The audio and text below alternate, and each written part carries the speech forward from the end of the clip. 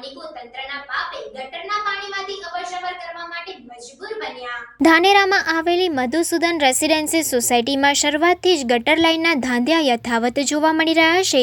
ગટરના પાણી સોસાયટીના રસ્તા પર ભરાઈ જાય છે। ગંદા પાણીમાંથી અવરજવર કરવા સ્થાનિકો મજબૂર બન્યા છે। સોસાયટીના ગેટને પણ ખભાતી તાળા લગાવવા સોસાયટીના રહીશો મજબૂર બન્યા છે। સોસાયટીમાં ગટરના ખરાબ પાણીના કારણે અનેકવાર રોગો માઝા મૂકી છે। સોસાયટીના કેટલાક સોસાયટી છોડીને જવા પણ મજબૂર બન્યા છે। આમ ગટર લાઇન આ સોસાયટીના રહીશો માટે માથાનો દુખાવો બની છે।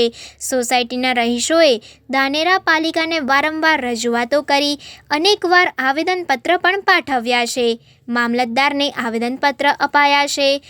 ધાનેરા તંત્ર આ સોસાયટીના રહીશોને ગટર લાઇનના આ આફતમાંથી ઉગારી ન શક્યું। 3 વર્ષની રજૂઆત બાદ પણ કોઈ ઉકેલ ન મળતા સોસાયટીના રહીશોનો ગુસ્સો 7મા આસમાને જોવા મળ્યો। વારંવારની રજૂઆત બાદ પણ ઉકેલ ન મળતા સ્થાનિકો આજે તંત્રને ચીમકી આપીને કહી રહ્યા છે કે 2 દિવસમાં ઉકેલ ન આવે તો આ ગટરના પાણીનું ટેન્કર ભરી પાલિકા સામે ખાલી કરીશું। ત્યારે જોવાનું એ રહ્યું છે કે સ્થાનિક તંત્ર નિંદ્રામાંથી જાગીને ક્યારે કામગીરી કરે છે એ હવે જોવાનું રહ્યું છે। 2021થી મળી અને આજ દિવસ સુધી હું આ સોસાયટીમાં જ્યારથી રહેવા આવ્યો ત્યારે મારે સેમ પ્રોબ્લેમ છે।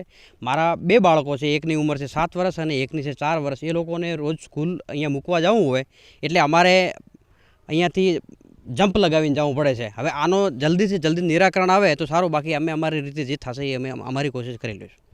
હું ચંદનસિંહ દેવડા મધુસૂદન રેસિડેન્સીથી એક રહીશ તરીકે એક રિક્વેસ્ટ અને એક કહી શકું તો અલ્ટિમેટમ પણ આપીશું કે જે નગરપાલિકા દ્વારા જે ખરેખર જોવા જઈએ તો જે એમના અધિકારીઓ દ્વારા જો લેવલિંગ સાથે જો નગરપાલિકા જો ગટર લાઇન ફિટ કરી શકતી હોય તો હાલ નિકાલ કેમ આવી રહ્યો છે, કેમ આવી રીતે ગટર કેમ ઉભરાઈ રહી છે, તો એ પ્રશ્ન એને જોવાનો હોય છે। પણ એટલું ફાઇનલ છે સાહેબ કે જો 2 દિવસ સુધી કંઈ નિકાલ નહીં આવે તો અમે અમારા રીતે જે અગાઉ પણ મેસેજ પ્લસ નવી અરજીઓ પણ કરી છે। છેલ્લા 1.5 વર્ષથી આ પ્રશ્નો જે અમે હેરાન થઈ રહ્યા છીએ તો એનું ખરેખર જો સરકાર એવું કહે છે સ્વચ્છતા અભિયાન, શું સ્વચ્છતા અભિયાન ક્યાં છે? ધાનેરાના જે મહાવિભૂતિઓ ક્યાં ખોવાઈ ગયા?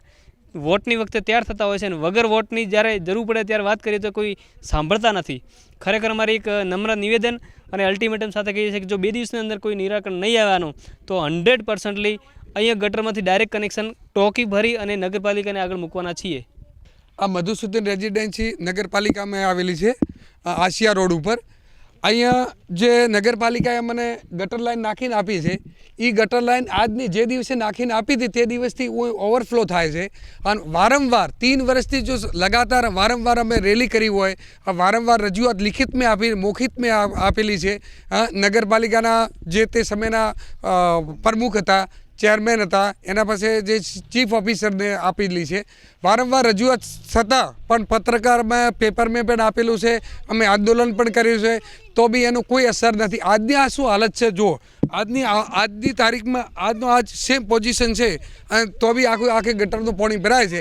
અમારા જોડે હાઈવે આવેલો છે આશિયા રામસરનો, આખો પાણી રોડ આખો ગટરનું પાણી સોસાયટીનું રોડ ઉપર જાય છે। જોડે હાવ 30 ફૂટ ઉપર સોસાયટીને 30 ફૂટ ઉપર સ્કૂલ આવેલી છે, ત્યાં કેટલા નાના બાળકોને ડેન્ગ્યુ પણ થયેલો છે। અમારા ખુદની સોસાયટીમાં 2 વ્યક્તિને ડેન્ગ્યુ ભોગ લીધો છે, તેમ છતાં એનો પેટનું પાણી નથી હલતું। અને જો આ એમ કહે છે લેવલ ખરાબ છે તો લેવલ કોણે? અમે તો ગોઠવી નથી। તમે કેવી રીતે અમારા પર જોડાણના પૈસા લીધા નગરપાલિકાએ અને કેવી રીતે એનો વેરો લો છો? જો તમે એનું નિરાકરણ ના આવી શકતા ન લઈ શકતા હો તો એનો અમારી ભૂલ છે? આ ક્યાંની ભૂલ છે કે આ આખો સોસાયટીનું પાણી અમારા છોકરાને કેવી રીતે તમે ઘરથી સ્કૂલ કેવી રીતે સવારને મૂકવા? આ ઠંડીમાં એના સોક્સ પલળી જાય છે, આખો દિવસ એ ઠંડીમાં સ્કૂલ પલળેલા સોક્સમાં જાય છે, બૂટમાં પાણી વળી જાય છે, ગંદકી કોઈને ઘર આગળ તમારું આખી ગંદકી ગટરનું પાણી રહે તો એ કેવી રીતે રહેતા હશે? हाँ, थोड़ा विचारो तो करी। जो आज 2 दिवस में समस्या निकाल नहीं आवे, अमे टेंकर लाई दीधुं छे। आ टेंकर भरी स्व खर्चे अमे नगरपालिका ने चीफ ऑफिसर साहेब ने ऑफिस ने आगळ खाली करवाना छीए। हाँ, अमे लिखित में आवेदन पर पत्र पण आपी दीधुं छे मामलतदार साहेब ने। हाँ, अने चीफ ऑफिसर ने पण आपी दीधुं छे। हाँ,